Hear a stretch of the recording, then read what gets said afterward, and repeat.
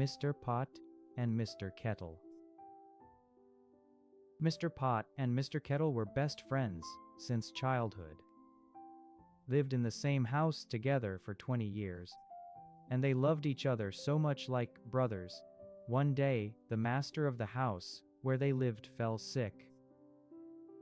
Several doctors attended to him, but his condition grew worse. Pot and Kettle were very sad.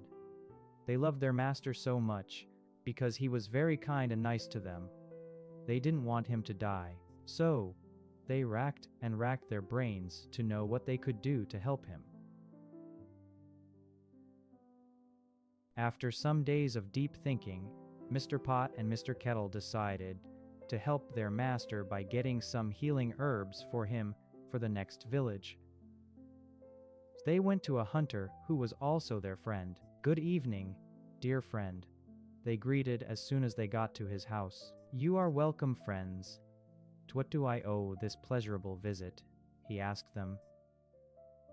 "We have come to seek your help, dear friend. Our master is very ill, and we have decided to go to the neighboring village to get some very potent herbs for him. We want to know if we can go with you on your next trip to the village," Kettle said. The hunter agreed to help them and take them along with him. He advised them of the kind of herbs they could get for their master. He also told them that the only place they could find such herbs were in the forest, and promised to take them along with him. So they went into the forest together.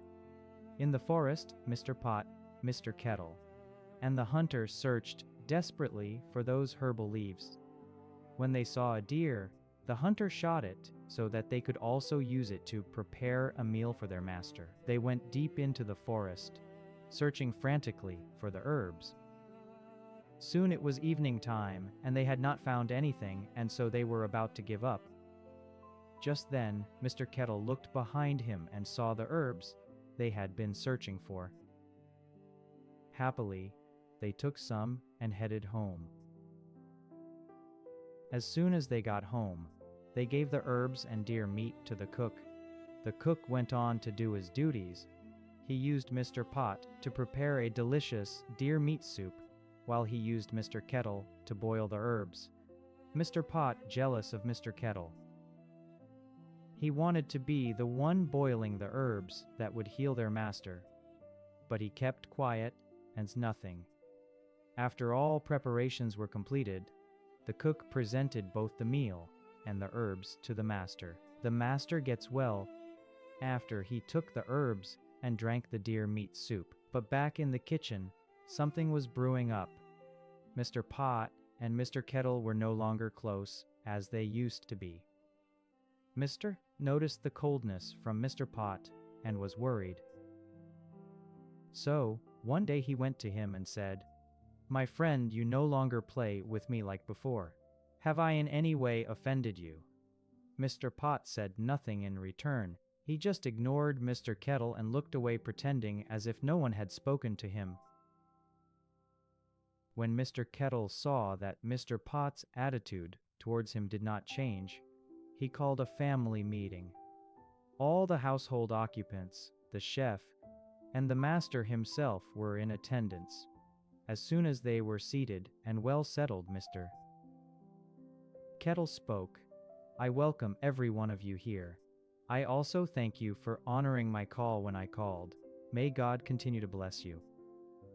Also, I thank God for making our master well again." "Thank God," they all replied. Mr. Kettle continued, "I've called you here for a significant reason, to deliberate on a very crucial matter.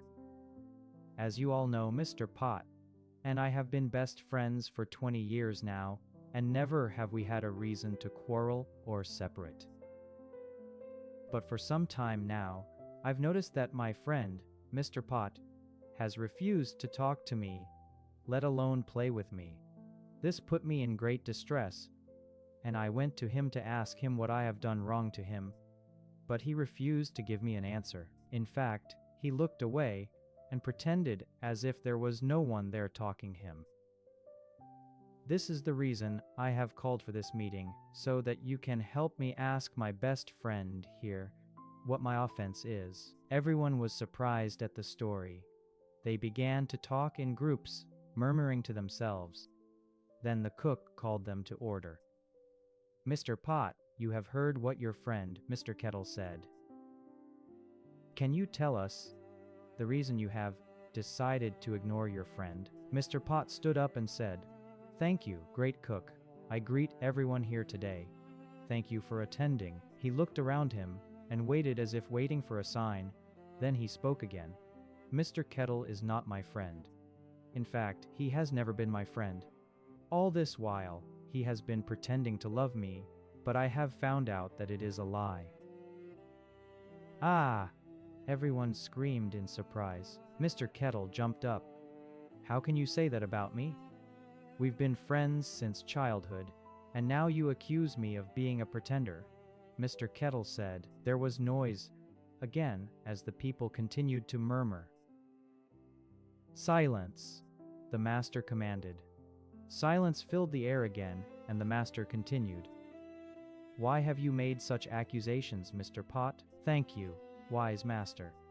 When you were sick, Mr. Kettle here, and I, our friend the hunter, went in search of herbs for you so that you could get well. Then we returned to the house after a long day's search. When we returned, the cook used Mr. Kettle to prepare the herbs, which in turn made you well. Mr. Kettle was trying to take the glory of it, all forgetting that we both decided in search of the herbs together." Mr. Pot replied, "Ah, I never intended to take the glory. This is such a wrong accusation. You are simply jealous." Mr. Kettle replied tearfully. "Silence," the master said the second time. After they had all kept silent, the master addressed the two friends, Mr. Pot and Mr. Kettle. "Mr. Kettle, it is very wise of you to have called this meeting.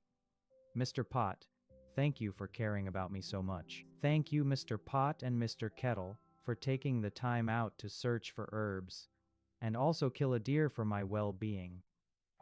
Indeed, it was a brave and thoughtful decision, as it is what helped restore back my health. But Mr. Pot, you were used to prepare the soup, were you not? While Mr. Kettle was used to prepare the herbs, isn't it?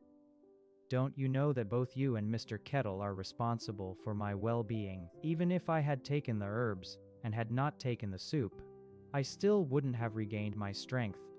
Both the soup and the herbs work together to make me well. So neither you nor Mr. Kettle deserves to take all the glory. But both you, Mr. Pot, and Mr. Kettle deserves to be appreciated because your kindness saved me from that grave illness. So, dear Mr. Pot, you have no reason to be jealous of your friend. Moreover, it is only you that can be used to cook soup because of your uniqueness. That is why it is called a pot of soup, and not a kettle of soup. You have served me well, and you are recognized for your good deeds." After the master had spoken, Mr. Pot was ashamed of himself for envying his friend. He went to him and apologized for his bad behavior. Mr. Kettle hugged him and accepted him back. The two of them became close friends again, and nothing ever came in between them again. They lived together and loved each other for the rest of their lives.